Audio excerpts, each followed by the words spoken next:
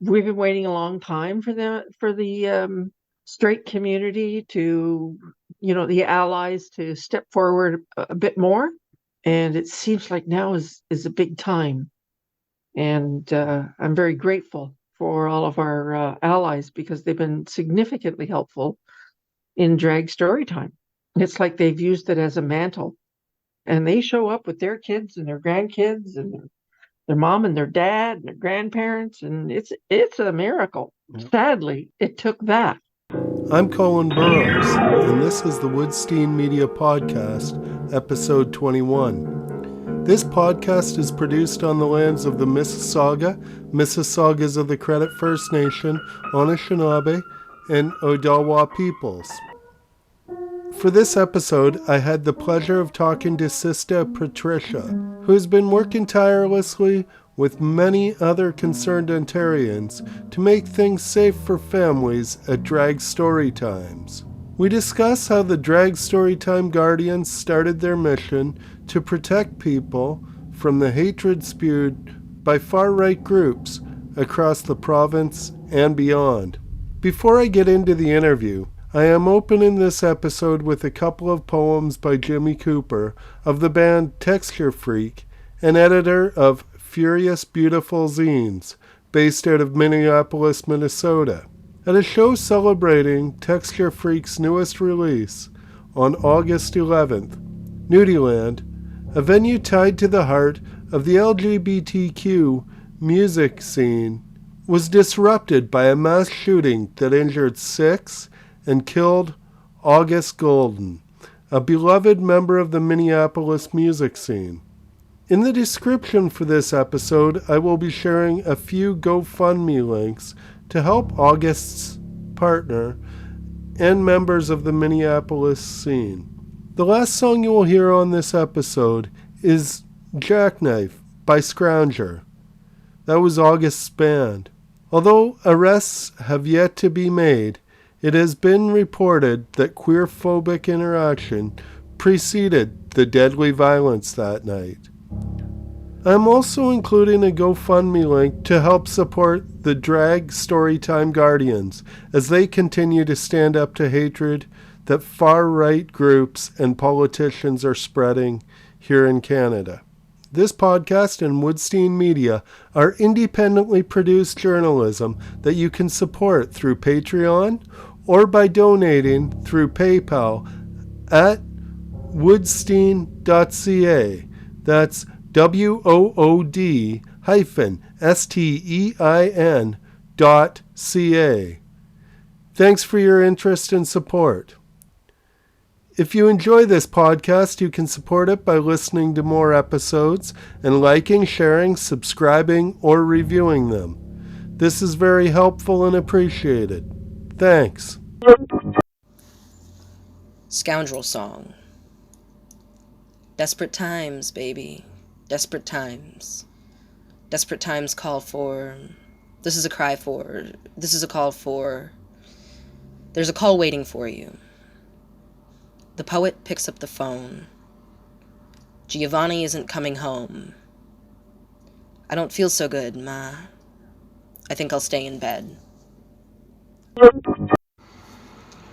Pink Song. If you ride your bike at sunrise, go to the farmer's market and buy a bouquet. If you want the blinds closed, stay in bed with me a while. If you write a poem, think of me and make it a pink poem. If you go to the library, watch the light and lie down where it's brightest. If you love, keep loving. All right, how are you? I'm great. Yeah. I just wanted to start out by introducing myself a bit more and where I'm coming from on this. Please. Because I'm a straight guy, but my family and many of my friends are from the 2S LGBTQIA community. So it's something I'm passionate about, especially my son is trans. With the attacks on the drag community seem to really focus in a lot on trans especially. So yeah, it's something that is very, very close to me through family and friends. And It is a hard time for our families. I talk to a lot of people, as you can imagine, and a Mhm. lot of them are parents that are coming out. It's like our younger generation, their parents are now paying attention in ways that they might not have before because it didn't affect them. And as their children have grown, they're finding it does affect them. And they're appalled in ways that they just weren't before. And if that's what it took, that's what it took. We've been waiting a long time for the straight community to, the allies to step forward a bit more. And it seems like now is a big time. And I'm very grateful for all of our allies because they've been significantly helpful in drag story time.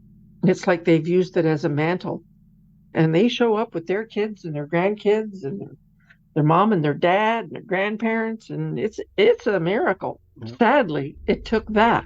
I wanted to start off, like, get some background on. We'll start off with, it seems to me that things maybe even 5 years ago, when I'd be writing articles for small town papers, it looked like there was a lot more acceptance going on. And then in the last few years, especially, it seemed to pick up during the pandemic. There's been a lot of blowback, and a lot of people over the last maybe 2 years, it seems it's like things have been backsliding a little bit in acceptance. Have you Well, seen I think that? I think I think the boys in the basements with their ideologies and their fuck Trudeau and the convoy and anti-vaxxers have had a lot of time on their hands during COVID, and Mhm. so they've collected in their mother's basement, and they're really starting their own movement. And some of them are far more intelligent than others, but the fact is that they're all being super aggressive with us. And Okay. that's how I see that. And if I could capsulize that a little bit, how they've had a lot of time on their hands, and so they've discovered this. And also, I think it's also a very pointed attack on drag storytime Mhm. events. And I have more to say about that because that's the one that I'm particularly involved with. Yeah. And that's what I wanted to move into. Like, I'd like to give you a chance to talk about, I'd like to get you to talk about the background on the Drag Storytime Guardians and how you ended up taking on that role as a protector. Okay, so my name's Sista Patricia. It is my motorcycle name, in fact. That's what I go by. I had, at the time, belonged to a pretty large women's motorcycle group, and I live in Strathroy, Ontario, which is pretty close to Park Hill, which is a little town in the middle of nowhere with nothing going on. And I had been hearing that there were incidents at some of the story time at libraries, and I wanted to go to see what was going on because I felt that it was important as an elder queer in my own community to go and check that out. So I collected a few friends, and we went off on that day in May, and it was not a very nice day, I will add. But when we got there, there was protesters with a bullhorn and a lot of noise and screaming and yelling, and we immediately got into, the event, and we got in front and we linked arms to provide a wall between us, the protesters, and the people who were trying to get into the event. And it was an onslaught from the protesters. They just battered us for about an hour and a half, up to 2 hours, with their derogatory remarks, swearing at us, the bullhorn right in my face for a really long time, just enraged that we were there and that drag story time was allowed to even happen. And they were determined that it shouldn't. And as I got to know that crowd a little bit, it was represented by several different groups. There were a couple of Proud Boys there that we recognized, one across the street, mostly videotaping, and one who was holding signage off to the right. and a religious group, and then some just out and out fanatical, crazy people who could barely grunt a sentence. So we were there for a while when we realized that they were now, instead of waiting at the front door, when they saw a family coming, they would go in that direction and start screaming at them and harassing them as they were coming to the event. So we went over and we started escorting them with the help of the volunteers and the staff from the library, and trying to block the children from raging that was going on. So can I pause there and just get a picture of this? These are families going to the event. Are these people screaming at the children too? And they're screaming in general. I don't know that they were discerning between the parent or their child, because when you're raging like that, how do you even tell the difference? Yeah. They screamed at one parent, "You're a fucking pedophile," in front of his two children. They made a racist remark about one young mixed race girl with her dad. Those are just two examples of things that people were doing in front of children. And so we just became guardians at that point, really, at that very moment. We were guarding them to get into the library safely and to ensure that, to the best of our ability, the children did not experience the hatred. So we placed ourselves between them and just, laughed and, clapped for them and try to just have it be a joyful moment as opposed to the hate that was going on right beside us. And once they were all in, we stayed because the protesters didn't leave, so it continued. There was a large religious group who set up a prayer group directly to the right of the door. So that was interesting as well. On one hand, we're getting all these haters screaming profanities, and on the other side, they're praying for our souls. Okay. Interesting. And when I say I'm talking about everybody that was there. Okay. Interesting. But they were praying for everybody, but they were on the ideological side of the protesters. Correct. Yes. And I could hear their prayers. They were just really praying that, the parents could find the wisdom to, realize that this was, and not their words, but evil, what was going on here. And it was detrimental to the children, and they were praying for their souls. Okay. So since then, you've been doing this all throughout Southwestern Ontario. And correct. The protesters that you see, is it the same people showing up? In some cases, yes. In many cases, there's some repeat offenders. So we recognize them, and the groups have become bigger and more vicious, and we've become bigger as well. So we are better equipped, than the first day when we really didn't know what we were walking into. So people heard about what had happened, and they started sending me messenger, all sorts of ways that they were finding me and asking me to come to Storytime, and with my group of people, to which I could never say no. How could I? After witnessing what they were willing to do in front of children, it didn't take long for me to gather a bunch of people who were motivated to go and stand guard for children and the drag queens. Okay.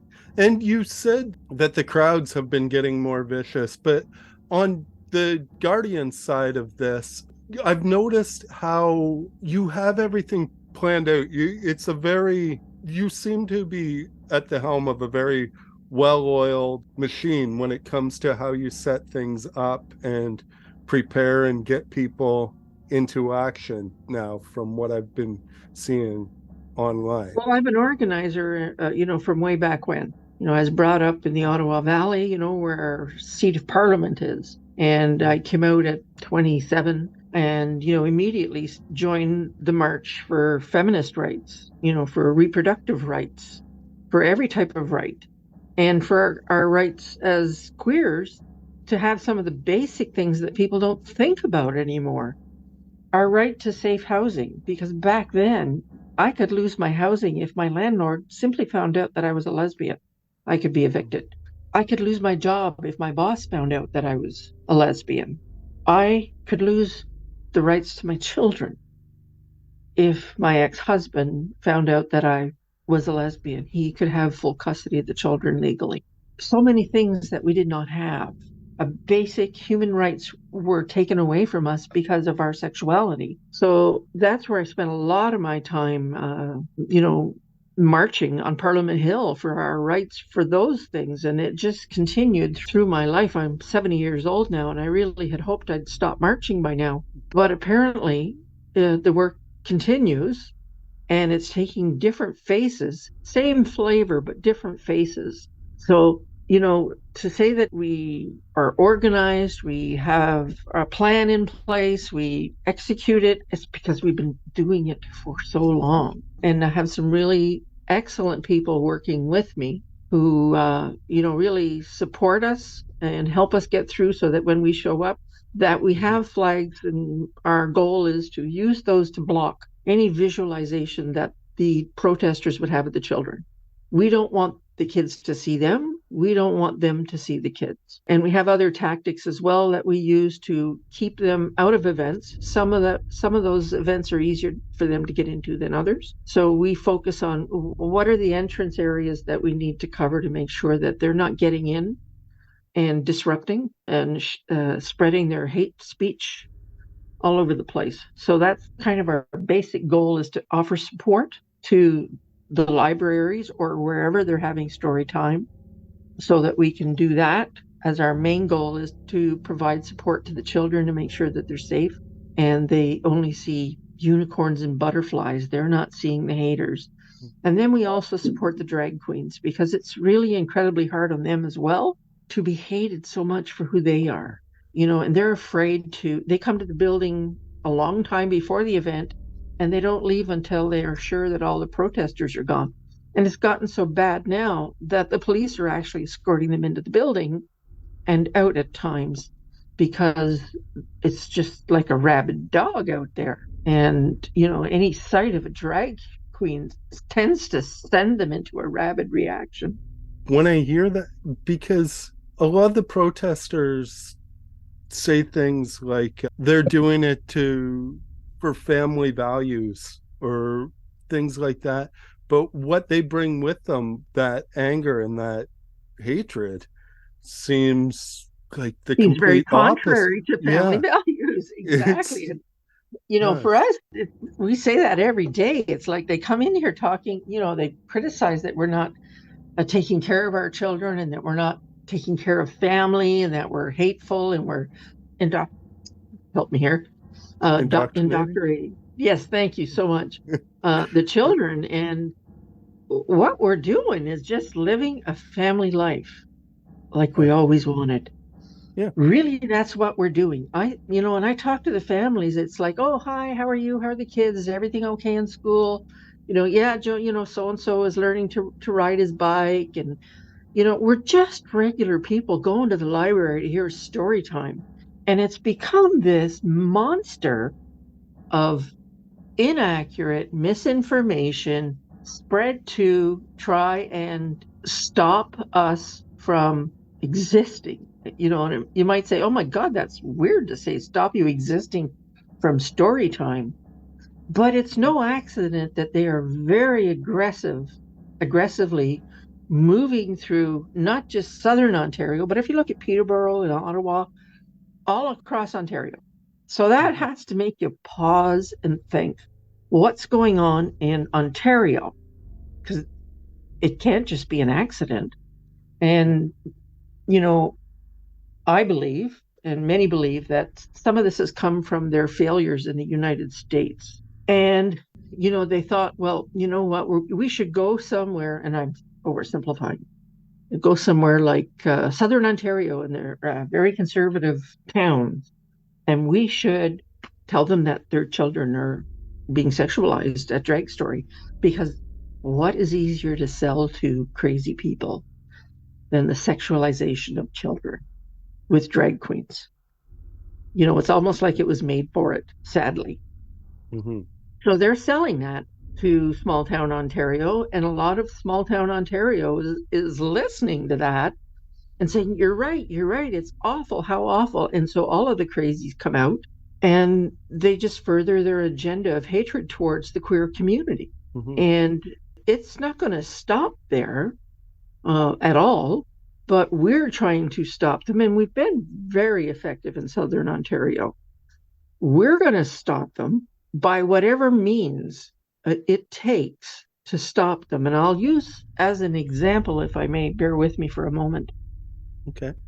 In Park Hill, there was one particular person, a Proud Boy, who was there, and he yelled that profanity at you're a fucking pedophile to a gentleman. So he filed a report with the police for hate speech.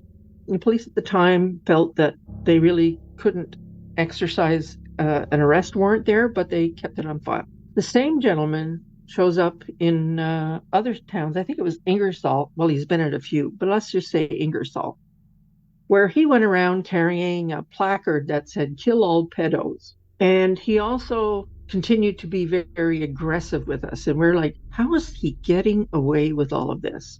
How is he getting away with standing there with a placard and being so incredibly hateful, and not just hateful, but spreading hate speech about us? And in his insanity, because my experience with bullies is this: if you keep pushing them a little bit, eventually they're going to do something stupid because they feel, that they have all the power and we can't hurt them. So they eventually do something stupid. And he did. He opted to drive from London, Ontario to Windsor, Ontario, and buy some flowers somewhere. And he walked right into a hospital, into a palliative care unit. And he directly went into the room of palliative father of one of our group and left the flowers and took a selfie of himself with that woman's father and sent that out. Yeah, I saw that. I want you to just for a minute feel that, what that must have been like to receive that text, and what that's like to imagine what level of depravity he has to imagine something like that and then to take that action. The good news is, by taking that action, he fell right into the big trap of doing something particularly stupid that the Windsor police acted on. He was arrested, and today was his first court date. So, we're following that closely because he's a very dangerous man, and there are a lot of really dangerous people who don't have a line. We all have a line that, I wouldn't cross that, I wouldn't do that, I would never do that. He has no line. So those are the kinds of people we're dealing with on a day-to-day, but it's also organized, and they get a lot of support from some extremely crazy people. And I call them crazy, but really they're haters. They just can't stand the very thought that we live and that we have rights now. That's a simple synopsis of it. They really can't, and they're going to do whatever it takes to remove our rights and crush us to the ground. And we're not doing it. Not today, not on my watch. Yeah, it's like they'd like to see everyone put back in the closet, and it's about, in some ways, it's about change. They want, and you hear them say it all the time, why can't things be the way they used to be? Why can't things be the way they used to be? Nothing is ever the way it used to be. We have always evolved as a humanity. So their parents may have said the same thing, and their parents may have said the same thing, but the fact is we do change. Women have rights to vote. We have a right to get a credit card without our husband signing for it. There are all kinds of things that we have rights for now, and we're going to continue. And the world changes. Women are, in careers that, that are really distressful for some men, and they're, on top of the, corporate business. We're doctors, we're lawyers, and so are the queer community members, and it just makes them nuts. You kind of went into this, but Mhm. what do you think it is right now that is making the haters feel emboldened and able to really? I could just say the word Trump 100 times. Okay. Yeah. He was instrumental in saying the things that they'd been thinking and giving them room to say it out loud and applauding them for taking direct action in relationship to it. I really put a lot on that period of time. Not to say that the haters didn't exist before, but that just elevated everything to open season on anything that wasn't what they considered to be right. Do you agree? Yeah, I think Yeah. you're 100% right on that. And Yeah. And I, that infiltrated over to us. mhm, And they've all taken it as, fuck yeah. And Trudeau. Look at fuck Trudeau. It's like, oh my God, they just want what exactly? I should ask them that one day. What is it you actually want? yeah. I have a pretty good idea of what their answer would be is just them in control. They hate Mhm. the thought that they're losing control. Their wives are leaving them. We're providing safety for children. We have the ability to act legally in situations where, such as the gentleman from Windsor, he felt that he had the right to do whatever he wanted. But we don't. We have no rights. We should have no rights. And so as we use the systems to our advantage, it enrages them even further.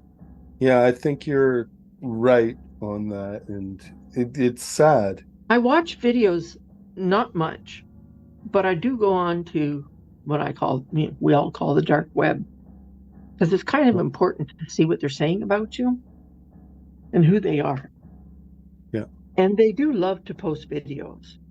And I'll tell you, almost to a T, it's some guy who's drunk and stoned in his mother's basement or maybe out in the garage, who has set up his man cave and just rants and rages at the world and not really articulate. And you'd be surprised how close they are to us. They have their little clubhouses, Yeah. and we know where a lot of them are. So when we're in those areas, we know when to expect a larger presence of protesters and the level of hatred that they are likely to bring with them. So, they're gathering, they're collecting, they're talking to each other. They think they have a plan, and we're interfering with their plan in terms of drag story time. If people are listening to this and they agree with you and they want to help out or get in touch or support, what are some ways that they can get in touch? I want to say if you have a child or anyone in your family who is wanting or seems to be wanting to talk about being queer, listen to them.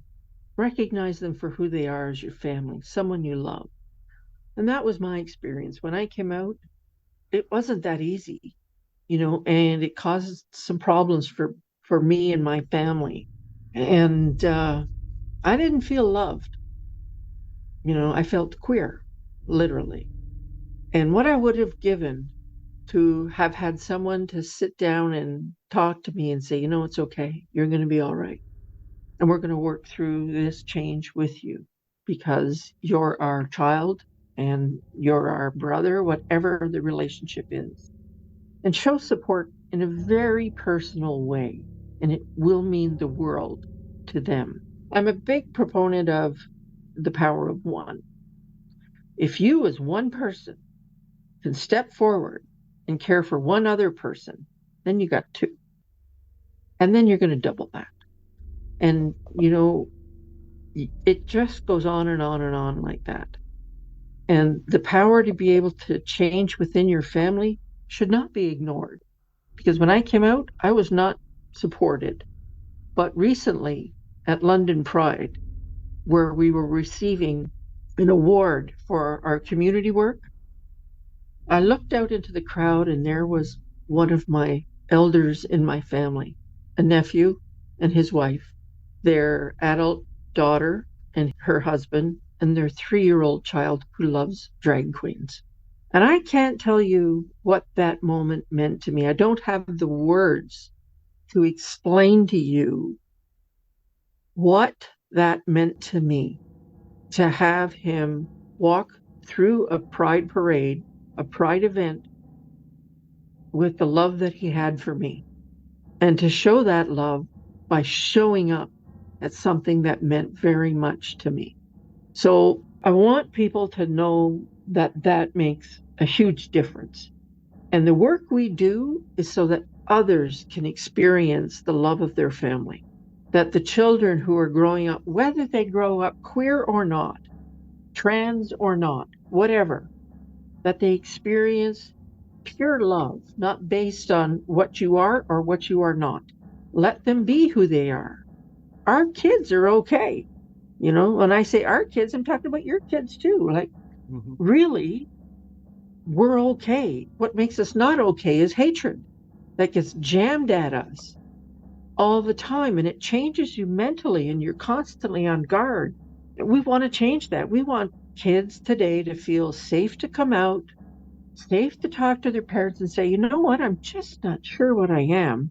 And you can sit down and have a conversation, and maybe you could both learn. What a gift that is to your family to learn about each other.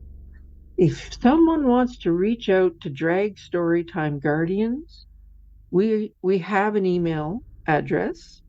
It's dragstorytime@gmail.com. Feel free to reach out. I will directly look at that and consider what it is. And if people want to join our group, which we have a pretty large group now, we vet people to make sure that they're in line. We'd love to have people join up. And in that group, we've got everybody. We've got your grandparents, you got your kids, we got your brothers and sisters and uncles, your neighbor next door who's, saw you grow up and knew you didn't have support and they felt bad that that happened, but now they're not going to stand for it, and they're coming over and they're holding the flag, and they're proud to do so. So find us at Drag Storytime. That sounds like I was almost tearing up while you were, or I probably did a little bit when you were saying some of that, because I mean, it is so meaningful the way we show acceptance and we show love to each other, and It's so everything. important. Yeah. It's everything, especially in the world as we see it now. When we talk about how hateful it is, the only thing that we can fight that with is love. Mm-hmm. We've lost ourselves through COVID. We didn't, in my opinion, we could have handled it a whole lot better. It was such an opportunity for us to do well as a people, as humanity. Mm-hmm. And oh my God, we fucked that up. So now we're paying the prices of not doing well in something that we could have done well. Instead of reaching out to your neighbor and saying, hey, can I go get some groceries for you? Or would you like some of what I have? Or if you need to go to the doctor, I'll take you. Or, if you just need someone to talk to, we can talk on the phone. Some of that happened, but a lot of it didn't happen. Mm-hmm. Hatred grew right out of that, where we were just fearful of each other.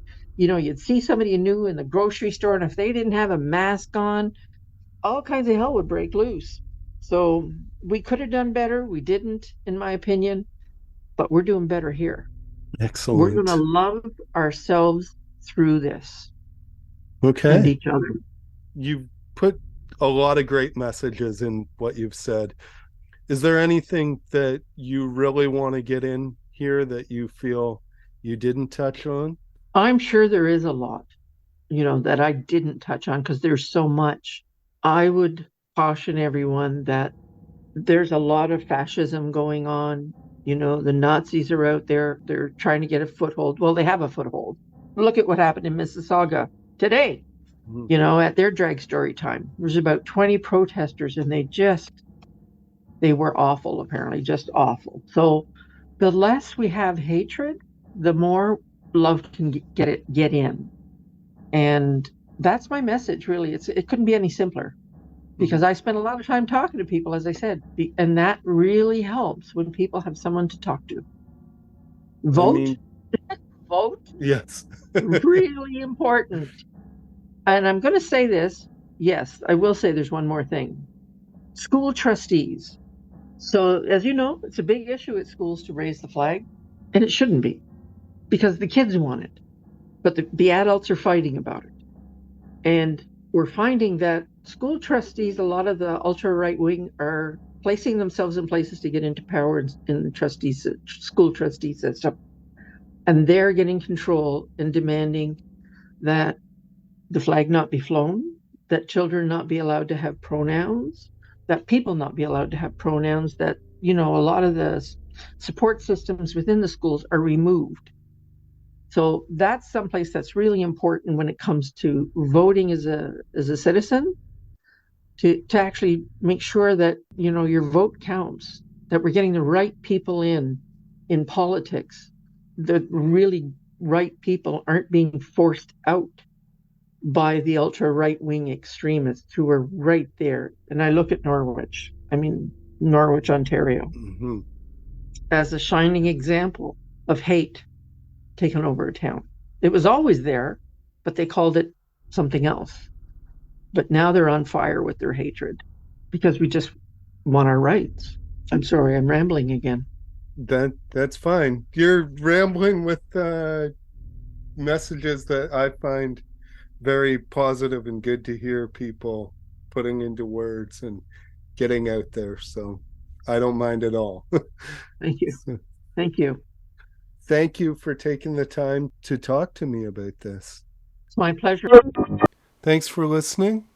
Thanks to Sista Patricia for the interview, and deepest condolences and respect to the Nudieland punk scene. Visit woodstein.ca.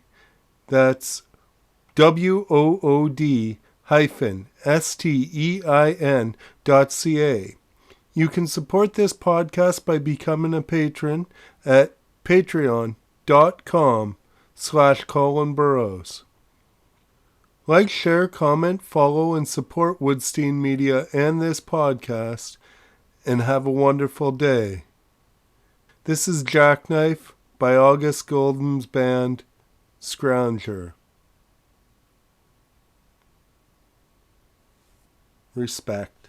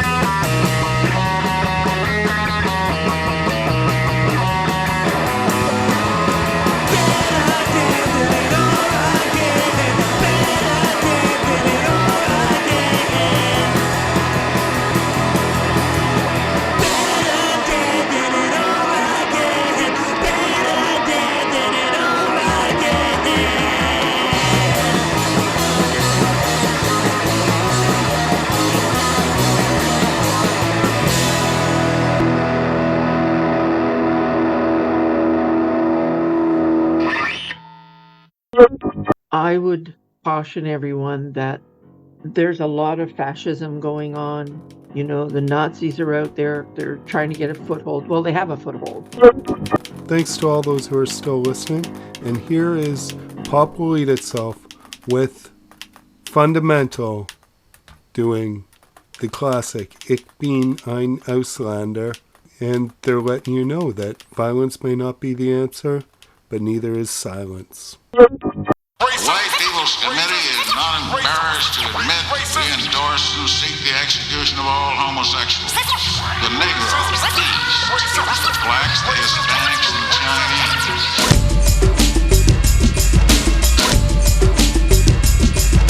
Never been a victim abused by a system or the